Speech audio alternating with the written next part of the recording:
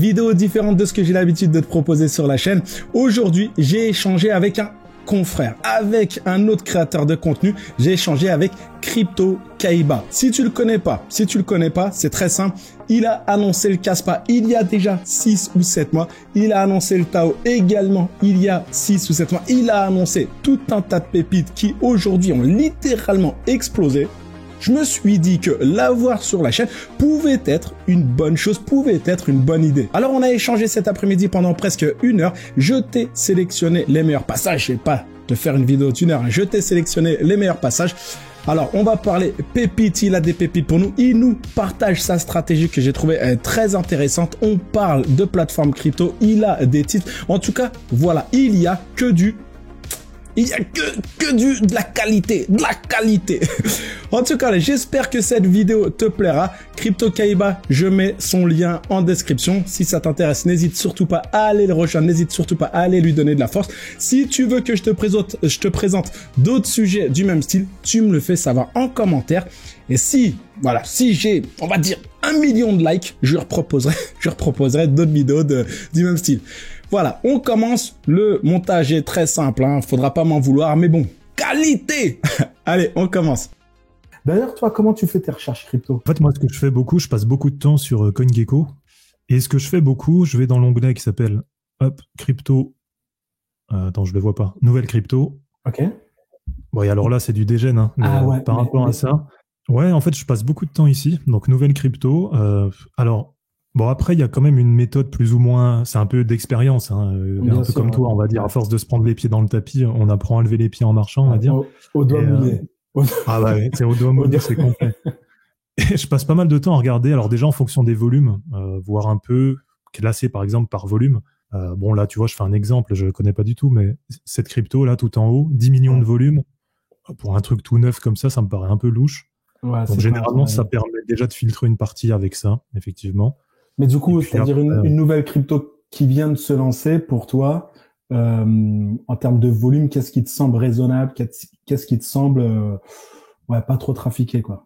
On va dire dans une moyenne, par exemple, là, on a des cryptos entre 20 000 et 100 000 sur 24 heures, ça me paraît correct, voire même un peu plus. Ça dépend du projet, parce que des fois, tu as aussi tu peux avoir des cryptos, des wraps, des je ne sais quoi, WKaspa, WTAO, je te dis n'importe quoi. C'est vrai. Là, tu as des cryptos wrappés, tu as pas mal de choses comme ça. Mais sur vraiment un nouveau projet, si tu commences à avoir du 15-20 millions sur 24 heures, c'est soit que tu as déniché le nouveau Ethereum, soit qu'il y a un problème, hein, généralement.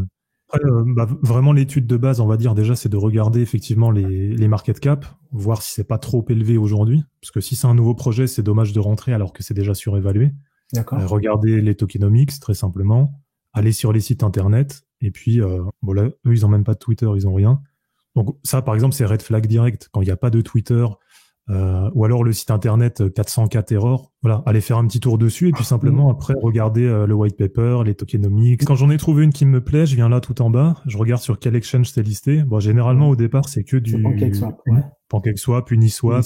Je me contente quand même de soit la BNB Chain, soit Ethereum. Et récemment, t'as trouvé quoi comme petite pépite? Et du coup, t'as identifié Zephyr. On a quoi? 73 millions de market cap, c'est ça que je vois bien? Hein, ouais, c'est ça. Zephyr, moi, je suis rentré dessus, elle était à 4 et quelques. Donc, ça devait être là, c'était au mois d'août. Et puis, tu vois, elle est retombée un petit peu, elle est tombée à 2, 1,11 même. Ah bah ça, c'était en juillet, j'étais pas dessus. Bon, elle est tombée jusqu'à 2, puis là, récemment, elle a explosé. Voilà, t'as fait quasiment x10, là. Ça, c'est le genre de perf, en gros, qu'on essaie d'aller chercher sur ce genre de petites cryptos. Même si, finalement, en fait, je parle beaucoup de crypto low cap, mais ça représente pas grand-chose de mon portefeuille. C'est vraiment, sur un Zephyr protocole, ça reste du 0,5% de mon wallet. Allez, sur 10 low cap sur lesquels je vais rentrer, il y en a 7 qui vont performer, 3 qui vont s'écrouler. Donc là, ces derniers temps, c'est bien. Mais c'est pas comme ça toute l'année, effectivement. 3 plateformes vraiment pour un débutant. Donc, il faut quand même que ce soit accès sécurité, qu'il y ait de la liquidité. Pour un débutant, c'est ce qui me paraît quand même le plus logique, puis que ce soit convivial. Donc, pour un débutant, je dirais premier BitGet, parce que c'est la plus complète.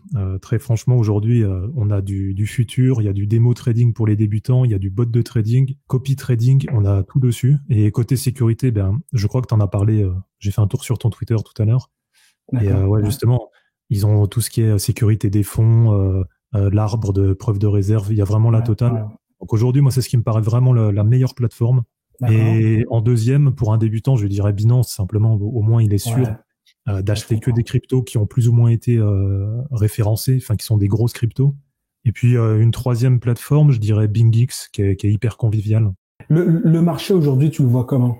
En fait, par rapport au marché actuel, moi je suis hyper, allez, je vais pas dire hyper bullish non plus, parce que il faut quand même mettre un peu des freins par moment.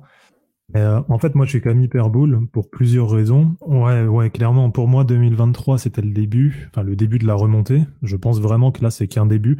Et j'ai commencé à renforcer sur des cryptos que j'avais gardés de l'ancien cycle, même si j'en ai pas gardé beaucoup. Quelques atomes, du EGLD, voilà, quelques positions comme ça. Donc on va dire au début d'année 2023, j'ai renforcé un petit peu tout ça. Et après j'ai fait un move à partir de mars-avril où je me suis dit je vais investir que sur des nouvelles cryptos. Donc c'est Kaspa, TAO, plein de cryptos comme ça, du Nexa, du RXD. Donc il y a Kaspa notamment qui a super bien performé. TAO qui a super bien marché là, c'est très récent, hein, c'est sur les dernières semaines, mais ouais, effectivement. Et en fait la stratégie que moi j'utilise, on va se mettre en 3 jours, c'est déjà pas mal. Je fais pas un DCA classique, je rentre uniquement sur les replis. Et ça, c'est une stratégie où des fois, on me le reproche. On va me dire que c'est pas la bonne stratégie. Pour moi, c'est la meilleure à faire. Je vais pas acheter, par exemple, tous les premiers du mois. Je vais simplement me dire, voilà, je prends, si j'ai envie de mettre 5000 dessus, eh bien, j'attends un gros repli, un moins 30%, tac, et là, je rentre. Donc, soit des replis, des touchettes sur moyenne mobile, sur des niveaux qui m'intéressent, soit ça peut être sur du Fibonacci, en faisant des retracements de Fibonacci. On se dit, dès que ça touche les 0,786, paf, je rentre à l'achat. Et puis, simplement, j'accompagne toute la montée comme ça. Et c'est pour ça... à 0,786, c'est une zone où tu achètes souvent ou pas? Ouais, en fait, toute la zone entre 0,618 et 0,786, ça, c'est vraiment une méga bonne zone. Donc, moi, je rentre tout le temps. Dès que ça vient ici, si la crypto m'intéresse et qu'il n'y a pas de retournement de tendance, de vrai retournement, par exemple, là, ça veut dire si ici, on était venu enfoncer plus bas que là, je serais sorti de Kaspa, en fait, simplement. J'aurais vendu ma position. Mais tant que j'ai pas de retournement de tendance, c'est ce que je leur répète à chaque fois dans mes vidéos, c'est que pour moi, il peut y avoir 15 replis.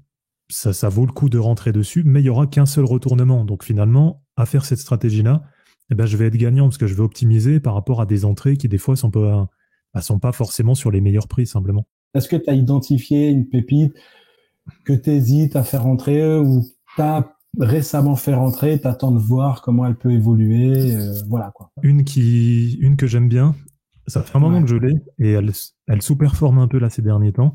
C'est un peu sur le même narratif que Kaspa. Alors il y en a qui vont hurler en commentaire, parce que c'est pas non plus totalement pareil, mais c'est du layer 1, preuve de travail, enfin tu vois le délire, c'est un peu sur la même narratif. Et en fait, elle avait suivi, donc c'est RXD, Radiant. En avril, elle avait suivi le pump avec Kaspa, et derrière, elle a pas suivi, tu vois, elle est retombée. Donc j'en ai profité, j'en ai racheté un peu et je pense que ça peut donner quelque chose. 20 millions de market cap, c'est hyper faible. Moi, je joue quand même quelque chose sur Radiant. Alors je dis pas que ça montera à 1 milliard ou quoi, mais on sait jamais, ça peut monter. Et puis si je dois en donner une autre, plus safe. Après le problème c'est qu'il y en a pas mal où je veux pas non plus inciter les gens à rentrer. Donc ouais, TAO, je pense TAO qui me paraît être un gros projet, en tout cas bien capitalisé. Je le vois pas s'effondrer du jour au lendemain. Donc plutôt TAO. Ouais, TAO, c'est pas mal. Est-ce que pour toi, $250, ça reste un bon point d'entrée? Si la personne qui regarde la vidéo, elle veut se projeter à 2025, oui, pour moi, c'est un bon point d'entrée. Parce que je projette, en tout cas, s'il y a un objectif, que le marché soit autour de 8 à 10 milliards de market cap, 8 à 10 000 milliards en tout. Ouais, je comprends. Voilà, aujourd'hui, on est à 1460, donc ça fait du x5, x6, voire un peu plus, ça dépend sur quelle crypto on se met. Je pense que TAO sera largement au-dessus de 250. Je pense qu'un TAO à 1500, 2000, c'est pas déconnant. Après, ça dépend de beaucoup de choses d'ici là. Je pense que ça peut se jouer. J'avais 14 plateformes, j'avais 14 exchanges en simultané. Et du coup, là, c'est vrai que cette année, j'ai fermé pas mal de comptes. Et voilà, comme je t'ai dit, j'ai fait un constat, j'avais beaucoup trop de plateformes et un peu pour les mêmes raisons que toi. Donc déjà, par rapport aux impôts, c'est infaisable. Et puis même pour une question de gestion, c'est pas possible. Tu vois, c'est très compliqué de gérer 10, 12, 15 plateformes. T'as des fonds à droite, à gauche, c'est pas possible, c'est pas gérable. Moi, j'aime bien parler un peu de tout ça, de tout ce qui est wallet, exchange, parce qu'il y a je sais qu'il y avait une espèce de guerre, ça existe toujours entre ceux qui sont pro-ledger et ceux qui sont pas forcément pro-ledger, ça arrive. D'accord. Toi, tu te positionnes comment, toi? Moi, je suis un pro-exchange et je sais que c'est à l'envers de tout ce qu'on peut dire, mais je vois tellement de mecs perdre des fonds sur la DeFi Et encore là récemment, tu vois, j'ai un groupe Telegram. Sur la semaine dernière, on a 2 mecs sur 130 qui ont perdu 45 000 €, tu vois, sur la DeFi. Ah ouais, sur un swap, sur une connerie, un bridge qui est pas passé. Le compte, voilà, il y en a un qui s'est fait vider son compte Arbitrum, 45 000 balles. J'ai jamais vu ça sur un exchange, sauf effectivement FTX ou voilà des cas très particuliers.